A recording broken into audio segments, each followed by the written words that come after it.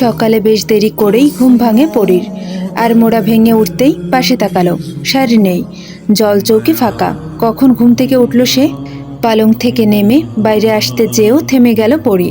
না জানি বাইরে কতজন পুরুষ আছে। পরীর আর যাওয়া হলো না, তাই চুপ করে বসে রইল। কিছুক্ষণ পর একদল মহিলা এলো ঘরের মধ্যে। পরী চট করে দাঁড়ালো ওনাদের দেখে। মহিলাগুলো পরীকে দেখে হা করে তাকিয়ে আছে। একজন বললেন, আমাগো সেহেরানের কপাল গো, মেলা সুন্দর বউ পাইছে।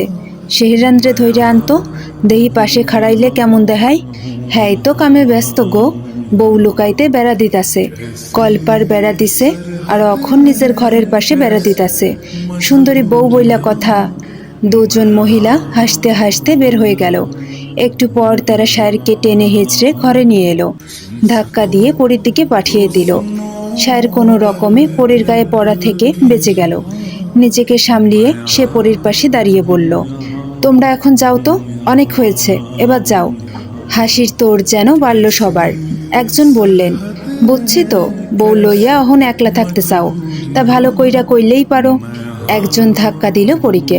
পড়ে গিয়ে পড়ল শায়েরের উপর। পরবর্তী ধাক্কা দেওয়ার আগেই শায়ের এক হাতে পরীকে জড়িয়ে ধরে, ঘুরিয়ে এনে বলে, তোমরা যাবে? এত রসিকতা আমার বউ পছন্দ করে না, যাও তো। হাসি তামাশা করতে করতে সবাই চলে গেল। শায়ের এখনও পরীকে আগের মতোই ধরে রেখেছে। খেয়াল হতেই শায়ের সরে দাঁড়িয়ে বলল, ক্ষমা করবেন, আপনাকে বাঁচাতে আপনাকে ছুতে হয়েছে, আর কখনোই তা হবে না। আসলে ওনারা মজা করছিলেন, কিছু মনে করবেন না। পরী ঠাই দাঁড়িয়ে রইল সেখানেই। শায়ের পরীকে নিয়ে কলপারের দিকে গেল।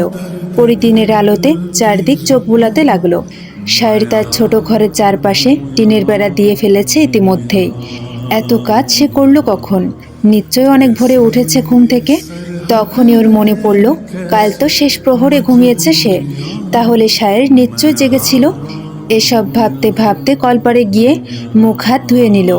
বাইরে আসতেই সে দেখল শায়ের গামছা হাতে দাঁড়িয়ে আছে। পরী আসতেই শায়ের গামছা এগিয়ে দিল। পরীও নিয়ে মুখমণ্ডল মুছে নিল। তখনই দুটো মেয়ের আগমন ঘটে সেখানে। চম্পা দৌড়ে এসে জিজ্ঞেস করে, সেহরান ভাই, আপনি নাকি বিয়া করছেন? করেছি। চম্পার কিছু জিজ্ঞেস করার আগেই তার চোখ গেল পরীর উপর। পরীও চম্পার চোখে চোখ রাখে। মেয়েটাকে বেশ শৌখিন মনে হলো পরীর। চুলগুলো বেনুনি করা, চোখে গাঢ় কাজল দেওয়া, আর ঠোঁটে লিপস্টিক। বোঝাই যাচ্ছে মেয়েটি সাজগোজ করা পছন্দ করে। কিন্তু হঠাৎই মেয়েটার চোখ দুটো ছলছল করে উঠল। কিছু বুঝে ওঠার আগেই পেছনের মেয়েটি এগিয়ে এসে বলে, সেহরান ভাই, কত সুন্দর নতুন ভাবি, আসমানের চাঁদের মতন। তা কেমন আছো ভাই? মেলা দিন পরে আইলা। ভালো, তুই কেমন আছিস? খুব ভালো আছি আমি। চম্পা দৌড়ে চলে গেল। তা দেখে চামেলি হেসে বলল, আপাই কষ্ট পাইছে ভাই, তোমার লাইগা কত রুমাল সেলাই করছে, আর তুমি বিয়া কইরা আনলা। চামেলি হাসতে লাগলো। পরি অবাক হয়ে গেল। মেয়েটা কষ্টের কথা বলছে আবার হাসছে, আজব।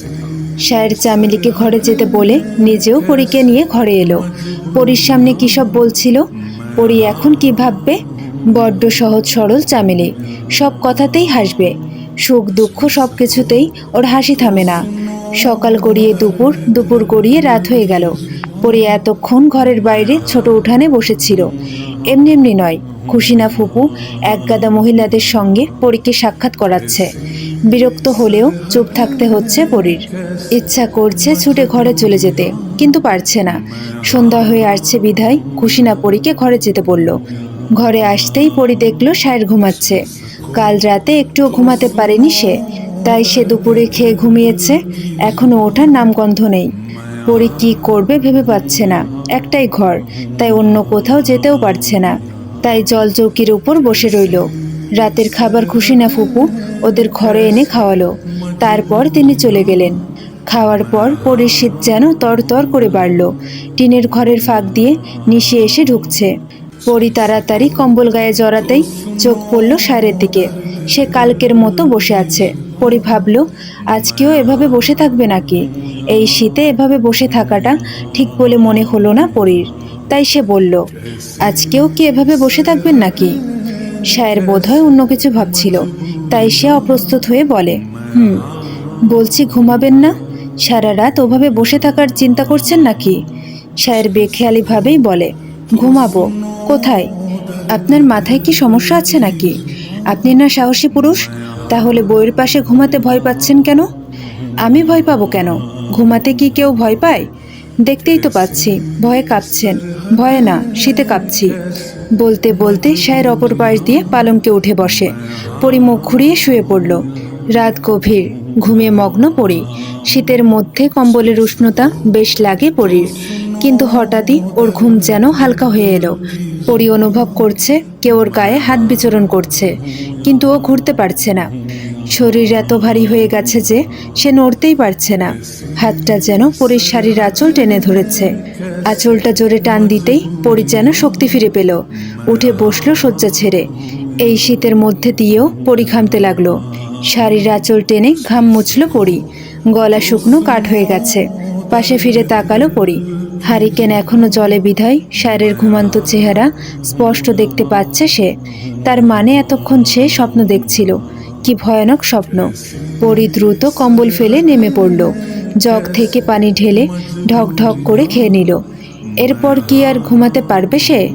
একবার ভাবল জানালা খুলে বেলি ফুলের ঘ্রাণ নিবে, কিন্তু ফুপুর কথা মনে পড়তেই আর জানালা খোলা হলো না। এখন ওর পালঙ্কের দিকে এগোতেই ভয় লাগছে। পরি তৎক্ষণাৎ নিজেকে শুধালো, পরি, তুই কি সাহসী? রূপালীর বাড়ি থেকে আসার সময় তো কতগুলোকে একসঙ্গে পিটিয়েছে। এই সামান্য বিষয়ে ভয়ের কি আছে? কিন্তু স্বপ্নটা ভাবাচ্ছে পরীকে। আপনি ওখানে দাঁড়িয়ে কি ভাবছেন? সম্বিত ফিরে এলো পরীর। তাকিয়ে দেখলো সায়ের জেগে গেছে। উঠে বসে পরীর দিকে তাকিয়ে আছে। পরি কম্পিত কণ্ঠে বলে, পানি খেতে এসেছিলাম। কথাটা বলে পরি ধীরে পায়ে এসে পালঙ্কে বসে। সায়ের বলে, আপনি মনে হয় কোনো খারাপ স্বপ্ন দেখেছেন, তাই না? খুবই খারাপ স্বপ্ন। আচ্ছা, এখন ঘুমিয়ে পড়ুন। না, আতকে ওঠে পড়ি। কেন? না মানে, যদি স্বপ্নটা আবার দেখি? হাসল সায়ের। পরি কৌতূহল দৃষ্টিতে তাকিয়ে রইল। তাহলে কি সারা রাত জেগে থাকবেন নাকি? সকালে কিন্তু তাড়াতাড়ি উঠতে পারবেন না। কালকে আপনাকে নিয়ে আপনার বাড়িতে যাব। মনটা ভালো হয়ে গেল পরীর। খুশিতে মনটা নেচে উঠল। সে হেসে জিজ্ঞেস করে, সত্যি? হ্যাঁ সত্যি। এবার তো ঘুমান। পরি শুয়ে পড়ল, কিন্তু ঘুম আসছে না। পরীকে এপাশ ওপাশ করতে দেখে সায়ের বুঝল পরি ঘুমায়নি। বাড়িতে যাওয়ার খুশিতে নাকি স্বপ্নের ভয়ে। সায়ের বলল, ছোটবেলায় আমি যখন ভয়ানক স্বপ্ন দেখতাম তখন মায়ের হাত ধরে ঘুমাতাম, আর কোনো খারাপ স্বপ্ন দেখতাম না। আমিও কি তাই করব এখন? করতে পারেন। তাহলে আপনার হাত দিন। দেওয়া যায়। আশেপাশে হারিকেন নেই এখন। অতীত মনে পড়তেই হেসে উঠল পরি। ইস, খুব বাজেভাবে পুড়িয়ে দিয়েছিল হাতটা, আর এখন সেই হাতটাই সারা জীবনের জন্য ধরতে হচ্ছে। পরি আলতো করে সায়ের হাতটা ধরে তারপর চোখ বন্ধ করে নেয়। সায়ের আনমনে বলে উঠল, আপনার হাসি সুন্দর। চোখ বন্ধ থাকা অবস্থাতেই পরি বলে, শুধুই সুন্দর? ভীষণ সুন্দর আপনার হাসি। আপনার থেকেও আপনার হাসি বেশি সুন্দর। পরি এবার জবাব দিল না। সে চুপচাপ শুয়ে রইল। সায়ের একটু চুপ থেকে আবার বলল, বাড়াবাড়ি রকমের সৌন্দর্যের চোখ ঝলসানো মায়া থাকে। ঝলসে যাবে চোখ, হৃদয় পড়বে, তাও সে মাধুর্য থেকে চোখ ফেরানো যাবে না। যে আগুন সব জ্বালিয়ে দেয়, সে আগুনকে কজন ভালোবাসতে পারে বলুন? পরি এবার সায়ের হাত ছেড়ে অন্য দিক ফিরে শুয়ে রইল। সে বুঝতে পারছে পাশে থাকা মানুষটির মনের কথা। প্রথম দেখাতেই সে যে পরিতে বেঁধে গেছে। সে পরির সান্নিধ্য চাই, এটাও পরি বুঝেছে। পরির অনুমতি ব্যতীত সায়ের তাকে স্পর্শ করবে না, এটা ওর জানা। তবুও কিসের এত দ্বন্দ্ব? কেন পরি সায়েরকে কিছু বলতে পারে না? সায়েরের প্রতি ওর যেন অদৃশ্য টান উপস্থাপনা করছে সৃষ্টিকর্তা। সেজন্য পরির নিজেরও ইচ্ছা করে দুদণ্ড সায়েরের সাথে বসে কথা বলতে, কিন্তু কোনো এক আড়ষ্ঠতা জেগে ধরে ওকে। পাখি ডাকা ভোরে ঘুম ভাঙে পরির। গায়ের কম্বল ফেলে উঠে বসে সে। সায়ের এখনো ঘুমাচ্ছে। পাশ ফিরে তাকালো এবং কিছুক্ষণ ধরে সে তাকিয়েই রইল। প্রশ্ন জাগছে ওর মনে, এতক্ষণ ধরে দেখছে কেন সে মানুষটাকে? মনে ধরেছে নাকি? পরি কোথায় যেন শুনেছে, ভালোবাসলে সে যেমনই হোক না কেন তাকে দেখতে অসম্ভব ভালো লাগে। চোখ জুড়িয়ে দেখার আনন্দ অনেক। সেরকমই ভালো লাগছে পরির। উঠতে গিয়ে পরি খেয়াল করে ওর আঁচল সায়েরের পিঠের নিচ পর্যন্ত। আস্তে করে পরি টান দিল আঁচলটা, কিন্তু পারে না। আর একটু জোরে টান দিতেই সায়ের চোখ মেলে তাকালো। ঘুম জড়ানো গলায় বলল, কোনো সমস্যা? পরক্ষণে সে নিজেই বুঝে গেল। পরীকে সাহায্য করল সে। পরী উঠে চলে গেল। বাইরে এখন সে যেতে পারবে। তাই পরী কলপারে গিয়ে মুখ হাত ধুয়ে নিল। আসার পথে খুশিনা ফুপু এসে হাজির। তিনি বললেন, নতুন বউ, তুমি উঠা পড়ছো? যাও, গোসল কইরা একখান ভালা কাপড় পইরা আহ দেহি, আমার রান্ধায় সাহায্য করো। মাথা নাড়ল পরী। ঘরে গিয়ে একটা কমলা রঙের শাড়ি নিয়ে কলপারে গিয়ে গোসল করে নিল। তারপর রান্নাঘরে খুশিনার কাছে গেল। খুশিনা রুটি বানাচ্ছে। পরী একটা পিঁড়িতে বসলো। খুশিনা বটি দিয়ে পেঁয়াজ মরিচ কাটতে দিল পরীকে। এটা সে পারে, তাই সে পেঁয়াজ কাটছে। এমন সময় চামিলি এলো সেখানে। বলল, নতুন ভাবি কি করো? পরী তাকালো চামিলির দিকে। মুচকি হেসে বলে, কাজ করি। তুমি আমাদের সাথে নাস্তা করে যেও। আচ্ছা, হাসলো চামেলি। খুশিনা পরীকে জিজ্ঞেস করে, কি কি রান্না পারো নতুন বউ? আমি কিছুই রান্না করতে পারি না ফুপু। খুশিনা যেন আকাশ থেকে পড়ল। বলল, কও কি, এত বড় মাইয়া রান্না পারো না? আম্মা আমাকে রান্নাঘরে যেতে দেয় না। কাজের লোক আর আম্মাই সব করে। চামেলি অবাক হয়ে বলে, তোমাগো বাড়িতে কামের মানুষ আছে নতুন ভাবি? তোমার বাপের অনেক টাকা বুঝি? পরী আবারও হাসলো। তারপর বলল, আমার আব্বা 4 গ্রামের জমিদার, আর আমি জমিদার কন্যা। রুটি ছ্যাঁকা বন্ধ করে দিল খুশিনা। শায়ের জমিদারের মেয়ে বিয়ে করে এনেছে শুনে বেশ অবাক তিনি। হেরোনাকে কতবার বলেছে যেন চম্পার সাথে শায়ের বিয়ে দেয়। হেরোনা কত কথা শুনিয়েছিল তাকে, এখন খুশিনাও কথা শোনাবে ভেবেই তিনি মনে মনে খুশি হলেন। বললেন, রান্ধা শিখবা আমার থাইকা? অহন বিয়া হইছে, আর কদিন পর পোলাপাইন হইব। নিজের সংসার নিজেরই তো দেখতে হইব। ভ্যাপা চেকা খেয়ে গেল পরী। এখনই বাচ্চার কথা বলছে মহিলা, না জানি পরে আর কি কি বলবে কে জানে। ঘরে পাটি বিছিয়ে খেতে বসেছে শায়ের আর চামিলি। পরী খাবার বেড়ে দিচ্ছে। খুশিনার কথাতেই সে খাবার বেড়ে দিচ্ছে। এই প্রথম সে এ খাবার বাড়ছে একজন স্ত্রী হিসেবে। চামিলি আর শায়ের খেতে বসেছে। সে পরীকে বলে, আপনি খাবেন না? আমি পরে খাবো ফুপুর সাথে, আপনারা খেয়ে নিন। শায়ের খাচ্ছে। চামিলি বলল, ভাই তোমরা আজ নতুন ভাবিকো বাড়িতে যাবা? শায়ের খেতে খেতে জবাব দিল, কিন্তু তোকে নিতে পারবো না। মুখটা কালো করে ফেলে চামেলি। সে তো যাবে বলেই কথাটা বলল, কিন্তু শায়ের আগেই বুঝে গেছে। পরী বলে, যাক নাও আমাদের সাথে। ও গেলে আপনাকে কথায় কথায় লজ্জিত হতে হবে। আগে ভালো করে কথা শিখুক, তারপর না হয় নিব। চামেলি কাঁদো কাঁদো গলায় বলে, কে কইছে আমি কথা পারি না? এই তো কথা বলতাছি। আমি খালি সুন্দর করে কথা কইতে পারি না, তাতে কি হইছে? আমারে কি নেওয়া যায় না? সবাই কি সব পারে? নতুন ভাবিও তো রান্ধা পারে না, তাহলে হ্যারে নিবা কেন? চামেলির বোকা বোকা কথায় জবাব দিল না শায়ের। এই মেয়েটা এরকমই, কথা না বুঝে বলে ফেলে। পরী বলে, ঠিক আছে, তোমাকে আরেকদিন না হয় নিয়ে যাব। নতুন ভাবি, তুমি ভাইরে কও না, কিছু না পারলে কি বিয়াও হয় না? তুমি তো রান্ধা পারো না, তোমারও তো বিয়া হইছে। ফুপু তো কইল আর কয়দিন পর তোমাকে পোলাপাইন হইব, তাইলে তো আমারও। কথা শেষ করতে পারল না চামেলি। শায়েরের কাশির শব্দে সে থেমে গেল। পরিস্তব্ধ হয়ে বসে আছে। শায়েরকে পানি দিতেও ভুলে গেছে সে। চামেলির কথায় শায়ের পরি দুজনেই হতভম্ব। চামেলি বলে, নতুন ভাবি পানি দাও ভাইরে। পরি তাড়াতাড়ি পানি দিল শায়েরকে। পানি খেয়ে শায়ের রাগী দৃষ্টিতে তাকালো চামেলির দিকে।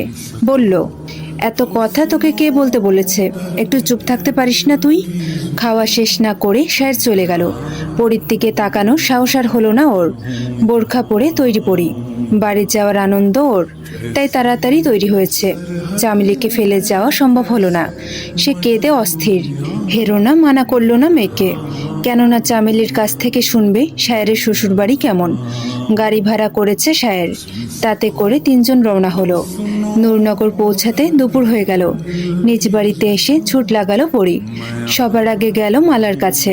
মায়ের কোলে ঝাঁপিয়ে পড়ে। মায়ের গলা জড়িয়ে ধরে বলে, কেমন আছেন আম্মা? ভালো, তুই কেমন আছোস? আপনাদের ছাড়া আমি ভালো নাই আম্মা, অনেক মনে পড়ে সবাইকে। মালা পরীর গালে হাত রেখে বলে, সব কিছু যেদিন আপন কইরা নিবি সেদিন দেখবি ওই বাড়িই তো সব। জুম্মান দৌড়ে এলো পরীর কাছে। পরীকে দেখে সে খুব খুশি। পরী জুম্মানকে নিয়ে গেল রূপালীর কাছে। বাবুকে কোলে নিয়ে কিছুক্ষণ গল্প করলো। ওখানে বসেই হাসিতে মেতে উঠল। কুসুম দৌড়ে এসে বলে, পরী আপা, আপনি এইখানে?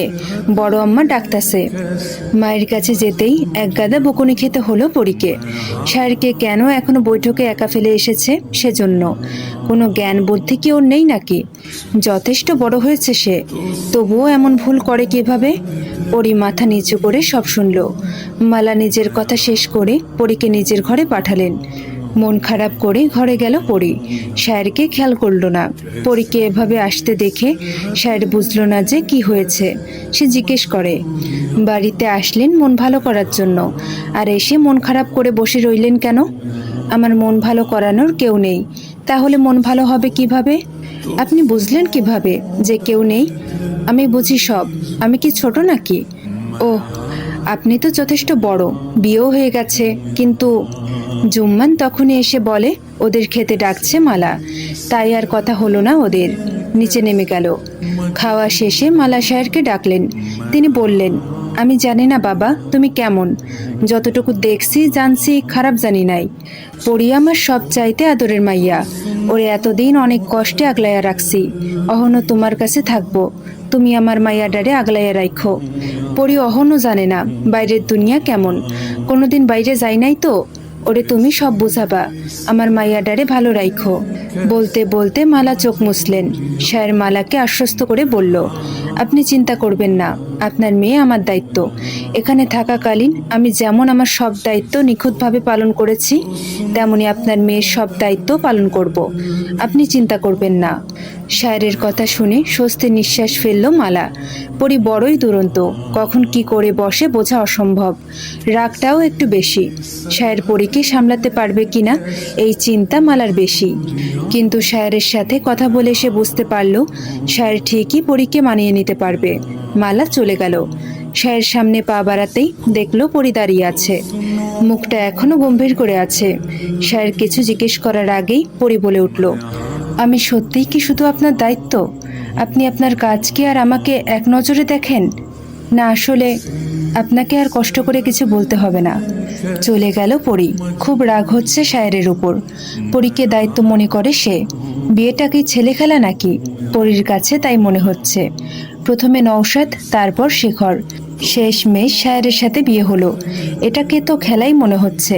সে ঠিক করলো শায়েরের সাথে কথাই বলবে না। শায়ের বুঝলো পরে অভিমান করেছে। এখনই এত অভিমান, পরে আর কি হবে কে জানে। কিন্তু সে আর পরীর মান ভাঙাতে যেতে পারল না, কারণ আফতাব তাকে ডেকেছে। সন্ধ্যার পর ঘরে ফিরল শায়ের, কিন্তু পরী নেই। দীর্ঘশ্বাস ফেলে শায়ের ঘর ছেড়ে বেরিয়ে গেল। ছাদের কার্নিশ ঘেঁষে দাঁড়িয়ে আছে পরী। আকাশের দিকে তাকিয়ে বিন্দুকে খুঁজছে। বিন্দুই একদিন বলেছিল যে মানুষ মারা গেলে নাকি আকাশে তারা হয়ে যায়। তাই পরী এসেছে বিন্দুর সাথে কথা বলতে। তুই থাকলে খুব ভালো হতো বিন্দু। আজ তুই নেই বিন্দু, কিন্তু তোর মাঝি তোকে এখনো ভালোবাসে। সোনা আপা তার ভালোবাসা পেয়েছে, রূপা আপা পায়নি, কিন্তু সিরাজ ভাইয়ের ভালোবাসা সত্যি। আর আমাকে দেখ, একজনের দায়িত্ব আমি। ওই সুখান পাগলাটাও ভালোবাসা বোঝে, কত গভীর ওর ভালোবাসা। আমার কপাল খারাপ বিন্দু। জ্বলন্ত তারাগুলোর দিকে তাকিয়ে হাসল পরী। বিন্দুকে খুব মনে পড়ছে, কিন্তু ওই বিন্দু এখন ধরা ছোঁয়ার বাইরে। চাদর ছাড়া ছাদে কেন এসেছেন আপনি? ঠান্ডা লাগছে না? শায়েরের গলার আওয়াজ চিনল পরী, তাই পেছন ফিরে তাকালো না। পরী ওভাবেই বলল, এই দায়িত্বটা আপনার নিতে হবে না। পরীর অভিমান যে গাঢ় হয়েছে তা বেশ বুঝতে পারছে শায়ের। সে পরীর পাশে দাঁড়িয়ে আকাশের দিকে তাকিয়ে বলে, স্ত্রীকে সুখে রাখার দায়িত্ব তো স্বামীর নিতে হয়। শুধুই সুখ নয়, ভালোবাসার দায়িত্বও কিন্তু নিতে হয়। আপনি কোন দায়িত্বের কথা বলছেন বুঝলাম না। পরীর জবাব না পেয়ে শায়ের বলতে শুরু করলো, আমি আপনাকে প্রথম কবে দেখেছি জানেন? হয়তো জানেন বিয়ের দিন। না, আমি আপনাকে প্রথম দেখেছি সম্পানের নৌকাতে।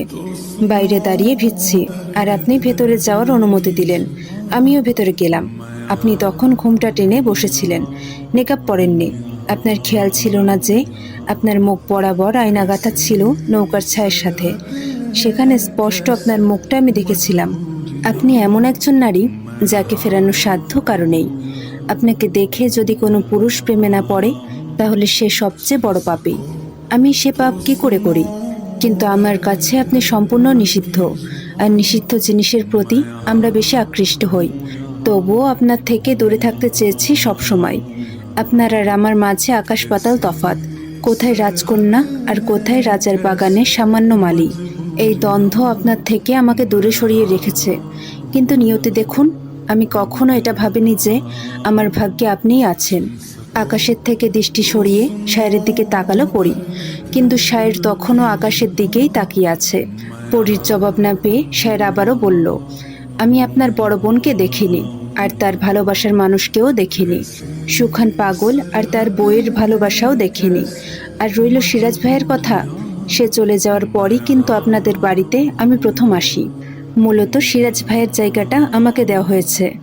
ওদের ভালোবাসা আমি বুঝবো কিভাবে? তবে সম্পান বিন্দুর ভালোবাসার সাক্ষী আমি নিজেও। আকাশের দিক থেকে মুখ ফিরিয়ে পরীর দিকে তাকালো শায়ের। পৃথিবীতে কেউ কারো মতো করে ভালোবাসতে পারে না, তাহলে সব ভালোবাসার পরিণতিও যে একই হতো। নিজের স্থান থেকে নিজের প্রিয় মানুষকে ভালোবাসতে হয়, সে ভালোবাসার মাধুর্য থাকে অন্যরকম। এখন আপনিই বলুন, ওদের মতো ভালোবাসা চাই নাকি আপনার স্বামীর ব্যক্তিগত ভালোবাসা চাই? কোনটা? দ্বিধায় পড়ে গেল পরী। কি উত্তর দিবে বুঝতে পারল না। সেও পরী কঠোর হতে পারছে না। যেই মেয়েটা অধিকতর সাহসী, রন্দে রন্দে তার মিশে আছে রাগ, আজ সেই মেয়েটির রাগ উধাও, সাহসও হারিয়ে গেছে যেন। ভালোবাসা মানুষের দুর্বলতা। ভালোবাসলে মানুষ কোনো না কোনো কারণে ভয় পাবেই। সেই ভয়টা পরীর হচ্ছে, কিন্তু কিসের ভয়? হারিয়ে ফেলার নাকি অন্য কিছু? বুঝে উঠতে পারে না পরী। সে নির্দ্বিধায় শায়ের দিকে তাকিয়ে আছে। চোখের ভাষা এই মুহূর্তে পরী পড়তে অক্ষম, তাই বেশিক্ষণ দাঁড়াতে চাইল না সে। ঘুরে হাঁটা ধরতেই শাড়ির আঁচলে সজোরে টান পড়তেই সে দাঁড়িয়ে গেল। পেছন ফিরে তাকাতেই শায়ের বলল, আমার প্রশ্নের উত্তর দেবেন না? পরী এবার ঘুরে দাঁড়ালো। শায়ের দিকে এগোতে এগোতে বলল, আপনার প্রশ্নের উত্তর আমার জানা নেই। ভালোবাসা বলতে আমি ওদের কাহিনীগুলো বুঝি, এর বেশি কিছু জানা নেই আমার।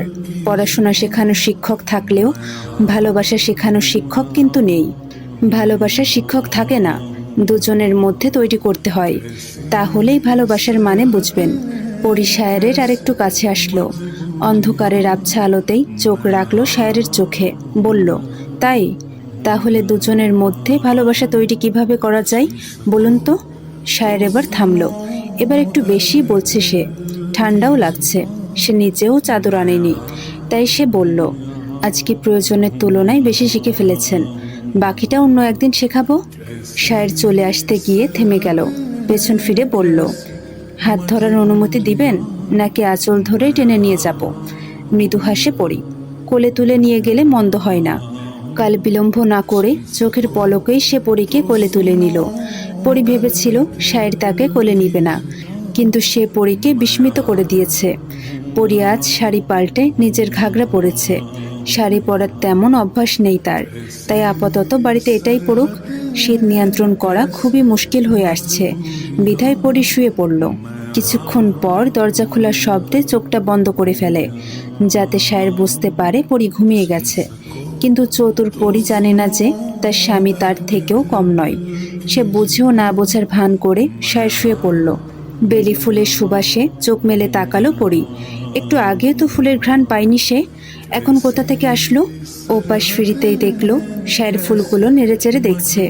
নিজের অজান্তেই পরী ধরা দিয়ে বলে, ফুল কোথা থেকে আনলেন? আপনি ঘুমাননি?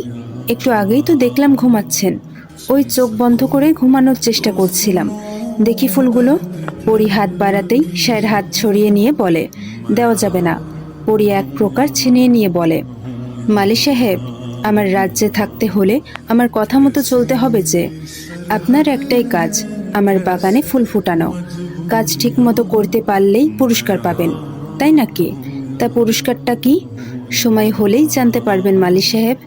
যথাজ্ঞা রাজকুমারী। পরী হাসল। শায়ের তাকিয়ে রইল পরীর দিকে। কপালে কিঞ্চিত ভাঁজ ফেলে পরী বলে, ওভাবে দেখছেন কেন? আপনার সাহস তো কম নয়। এর শাস্তি কি হতে পারে জানেন? প্রশ্নের জবাবে শায়ের হাত বাড়ালো পরীর দিকে। গাল গলিয়ে ঘাড়ে হাত দিয়ে কাছে টেনে আনে পরীকে। গভীরভাবে প্রেয়সীর কপালে ওষ্ঠ ছুঁয়ে দেয়, বলে, শাস্তি স্বরূপ মৃত্যুদণ্ড হলেও আমি মাথা পেতে নেব পরিজান। ঈষাদ কেঁপে উঠল পরীর সর্বাঙ্গ। কর্ণকুহুরে পরিজান শব্দটি বারবার বাজতে লাগলো। এই ডাকেও যেন মাদকতা আছে, আফিমের মতো নেশালো। আফিমের নেশা কেটে গেলেও এ নেশা যেন কাটবার নয়। নিজের অর্ধাঙ্গিনীকে এইভাবে চেয়ে থাকতে দেখে শায়ের হাসে, বলে, অনেক বড় অন্যায় করে ফেলেছি, এবার কি শাস্তি দিবেন বলুন। আগের ন্যায় পরীকে তাকিয়ে থাকতে দেখে সে বলে, শাস্তিটা কি দেবেন ভাবতে থাকুন, আমি ঘুমাই। উষার আলো ফুটতেই চারিদিক ঝলমল করে ওঠে। ঘাসের পাতায় জমে থাকা শিশির বিন্দু চিকচিক করে উঠল। সূর্য রশ্মিতে মেঘপুঞ্জের রূপবর্তা যেন দ্বিগুণ বেড়ে গেল।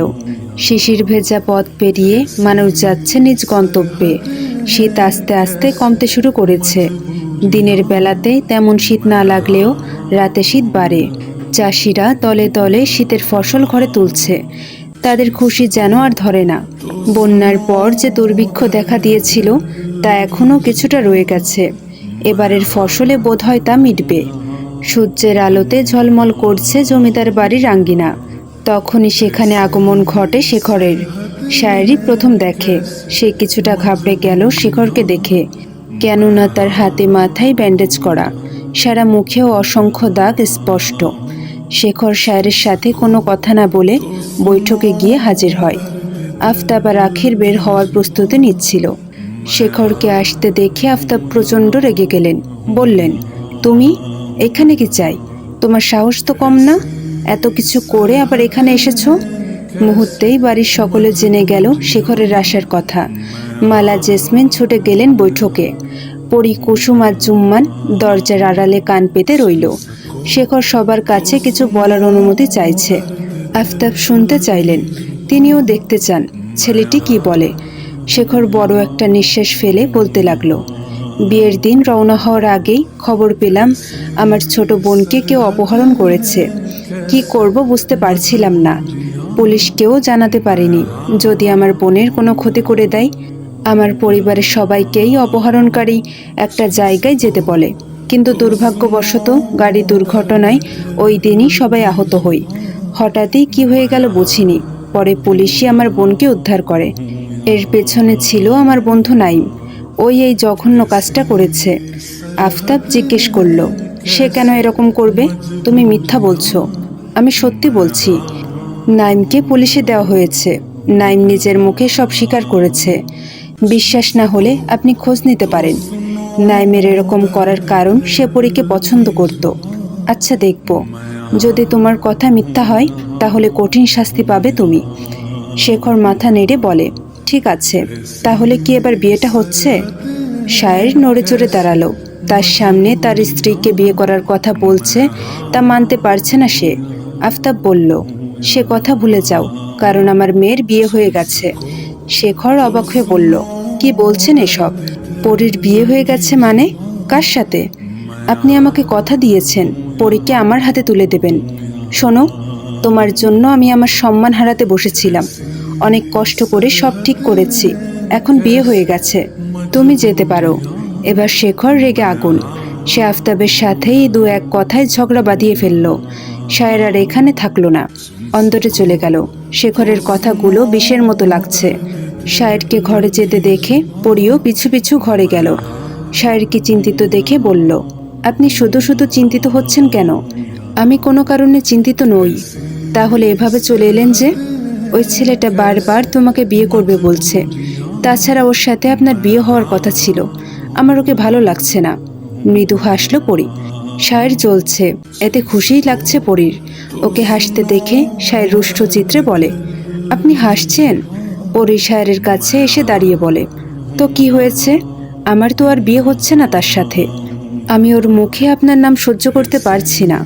আচ্ছা ঠিক আছে, আপনার শুনতে হবে না, আমি যাই, গিয়ে শুনে আসি। পরির হাত টেনে ধরে শায়ের। টানের ফলে পরি শায়েরের একদম কাছে চলে আসে। দেখে মনে হচ্ছে তার স্বামীর মনক্ষুণ্ণ হচ্ছে।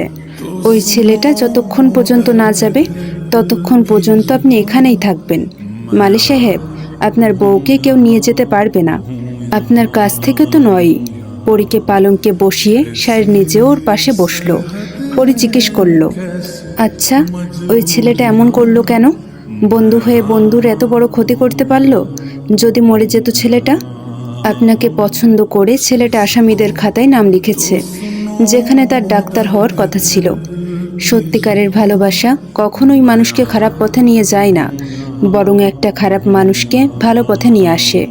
পরী শায়ের হাত জড়িয়ে ধরে কাঁধে মাথা রাখে। মুহূর্তটা বেশ লাগছে পরীর কাছে। অনেকগুলো হাত পেরিয়ে পরী এক বিশ্বাসী হাত পেয়েছে। হোক না সে নিম্নবিত্ত ছেলে, কিন্তু তার ভালোবাসায় তো কোনো খাত নেই। ভালোবাসাটা সত্যি হলে নুন পান্তা খেয়েও সারা জীবন কাটিয়ে দেওয়া যায়। শায়ের সাথেই অনায়াসে সারা জীবন কাটিয়ে দিতে পারবে। কোনো নিকষ কালো মেঘের ছায়া যেন কখনোই না আসে। কিন্তু নাইম নামের ছেলেটা একটু বেশি করেছে বলে মনে হলো পরীর। ভালোবাসা তো কোনো প্রতিযোগিতা নয় যে জোর করে হলেও তাকে পেতে হবে। তাহলে কেন ছেলেটা এমন করে বসলো? এখন এর জন্য কতদিন জেলে থাকতে হবে কে জানে। রবীন্দ্রসঙ্গীত গাইতে গাইতে রুমালের সেলাই খুলছে চম্পা। তার প্রিয় ব্যক্তিকে যখন দেওয়ার অধিকার নেই, তাহলে এসব রেখেই বা কী হবে? খুব যত্ন করে সে এগুলো বানিয়েছিল। সেলাইয়ের প্রতিটি ফোড়ে ছিল নিত্য নতুন অনুভূতি গাথা, যা সে শায়ের নামক পুরুষটির জন্য রেখেছিল। কিন্তু সে পুরুষটি আজ অন্য কারো দখলে। অন্য কারো হাসিতে সে তৃপ্তি পায়, অন্য কাউকে নিয়ে ভাবে। আগে যদি জানতো এই পুরুষটি তার হবে না, তাহলে কোনো অনুভূতি সে জমিয়ে রাখত না, দিত না ওই পাষাণ পুরুষকে মন। শায়ের পরীকে বিয়ে না করলেও হেরোনা কিছুতেই শায়েরের কাছে চম্পাকে বিয়ে দিতেন না। দেখতে শুনতে তো মেয়েটা কম নয়। কোমর ছড়ানো ঘন কালো চুল, ডাগর ডাগর চোখ, কি সুন্দর চেহারা। এমন সুন্দর মেয়েকে তিনি অর্থহীন এতিম ছেলের কাছে কেন বিয়ে দেবেন? তার মেয়েকে তিনি আরও বড় ঘরে বিয়ে দেবেন। তবে যখন সে শুনেছে শায়ের জমিদারের মেয়ে বিয়ে করে ঘরে তুলেছে, তখন থেকেই হিংসায় জ্বলে যাচ্ছেন। রূপবতী পরীকেও তার সহ্য হচ্ছে না। তাই তিনি খুশিনার সাথেও তেমন কথা বলেন না। কেননা খুশিনা খুব বড়াই করেন পরীকে নিয়ে। হেরোনার মেয়ের থেকেও দ্বিগুণ সুন্দরী মেয়েকে ঘরে তুলেছে শায়ের। এজন্য দুজনের মধ্যে চলে কথার প্রতিযোগিতা।